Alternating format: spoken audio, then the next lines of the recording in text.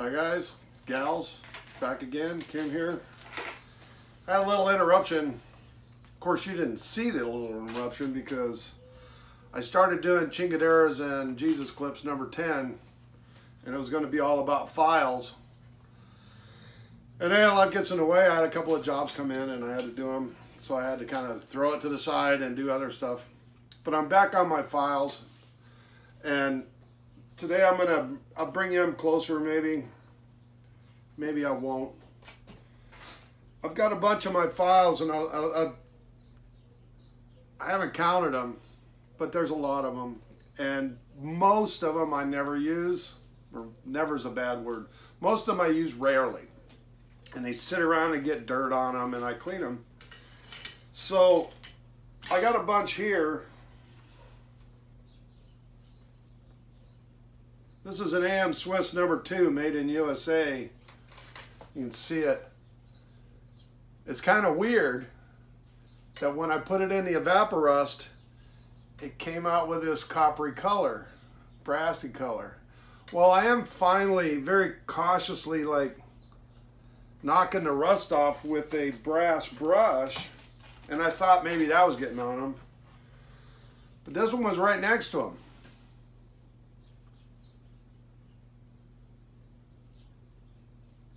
I'm trying to read it. It's a Simmons New Cut. Never heard of that. But it didn't turn copper. And a lot of these in here didn't. This one is that's one of the number 4 Nicholsons. Right here.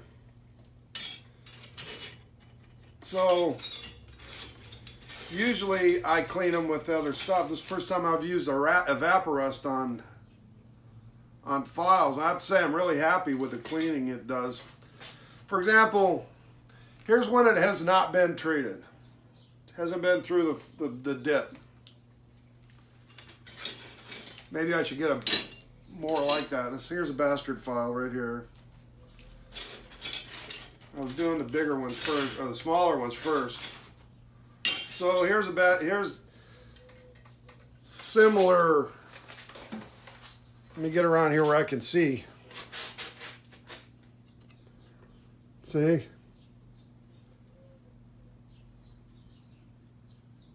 Those are similar type files. This is just a Mill Bastard Nicholson made in USA. And this is a Simmons. But I have them in every possible size. Here's a smooth mill. So what I'm going to do is set up and show you how the treatment. Now, I'm going to back up again. I know this is long-winded, but I kind of need to say it. There's an order. I start by pretty much dusting off the loose dirt. And I can't really see what's on it if it's rusty, so I'll treat them for rust.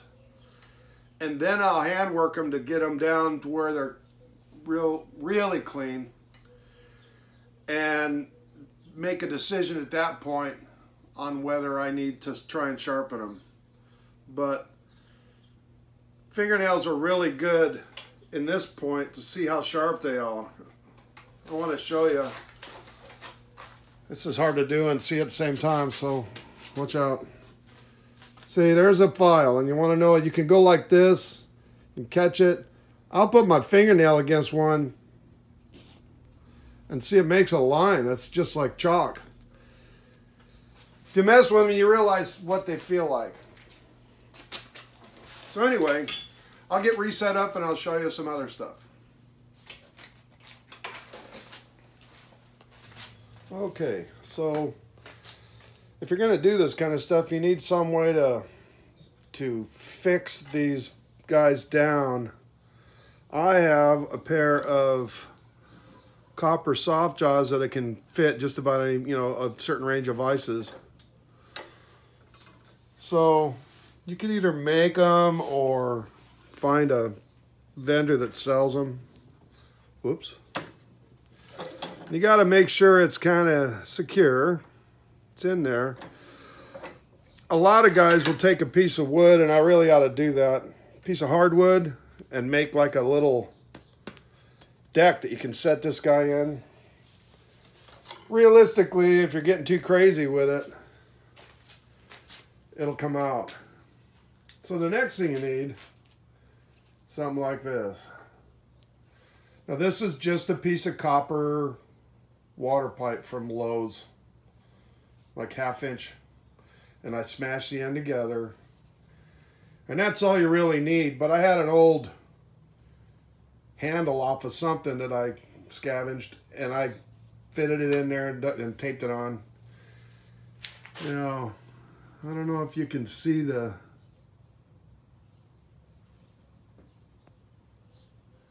teeth? Those are shaped by the files themselves. So the way it works, I'll usually take it here and get a comfortable angle, pretty close to 45.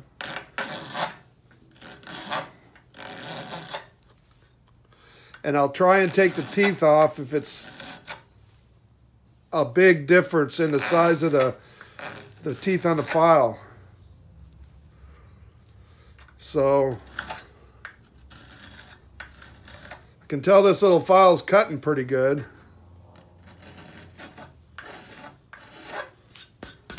All right, now let me get it back around here. See, it's pretty smooth, right? All right, so now you're ready to start. You know, I imagine there's some guys that do a lot of this, that they have several of these, so that if you're, see, these are pretty close to the same tooth size, but you could get up to something big, you know? What if you had this guy? So you start on one spot, and when you start, you got to stay in the same spot for a while. And what happens is, the profile of the teeth, you saw what I did right there. This is real time. See, it's already got teeth cutting in it. Those teeth match the teeth on the file I'm working on. So you just start working across, looking for things that look different. The beauty of this is you can go almost to the edge because of the angle. So this is a file that just came out of the evaporust, and I blew dry it so it wouldn't rust anymore.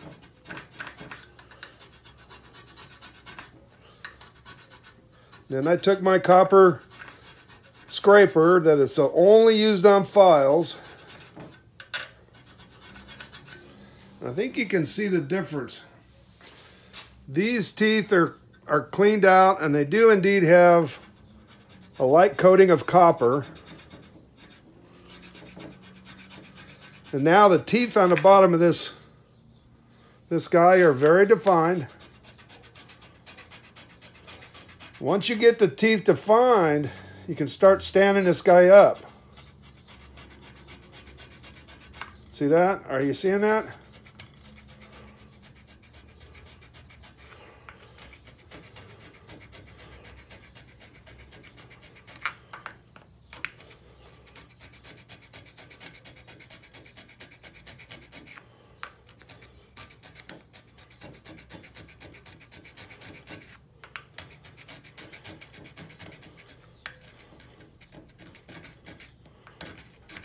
Now, if you get good at it, which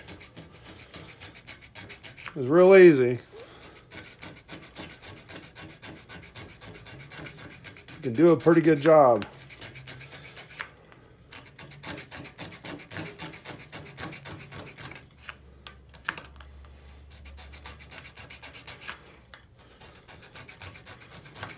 Now, the other advantage of using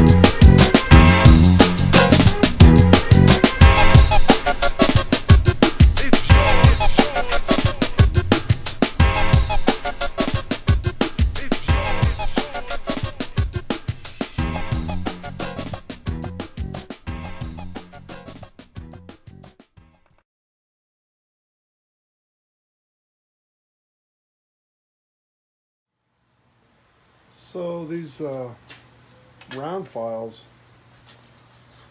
they're a little different animal on the curve side.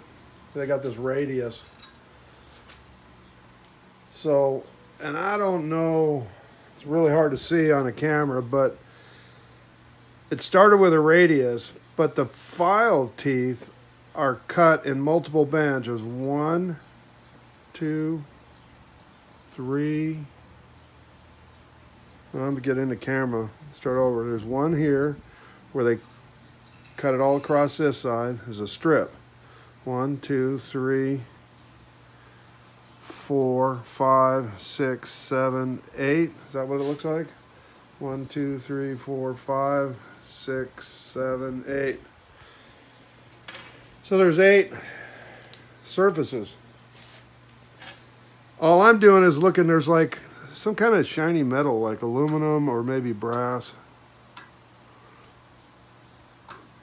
stuck in some of the teeth. So I'm just going through and knocking them out. I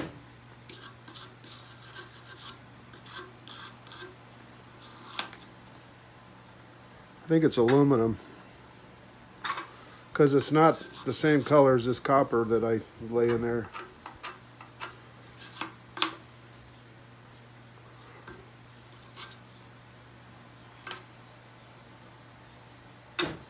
There it goes. I can actually, with my eyes, I can see little flakes of metal. So I'm not going to be able to really scrape good on that radius with this method. So all you got to do is go bit by bit. Again, if I do my fingernail test, I'm running out of fingernails. Oh, that thing is sharp. Yeah, it is. Very nice. Okay, now, this is a little guy. Huh.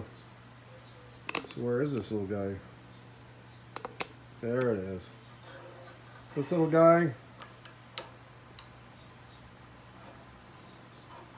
It's one of my number 4s.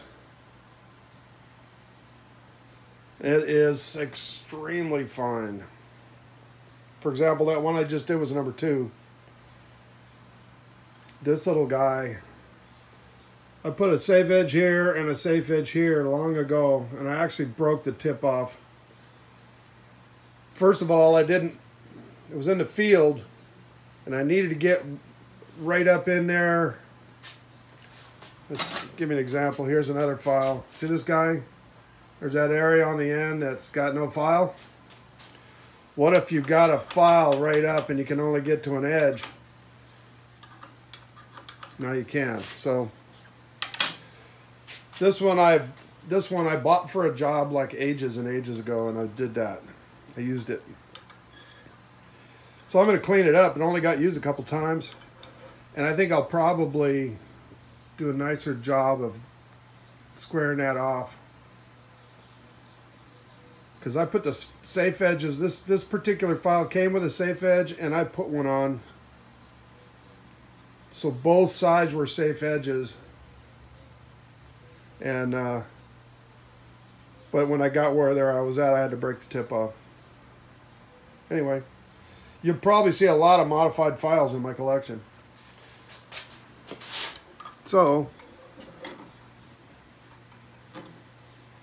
set this little puppy in here.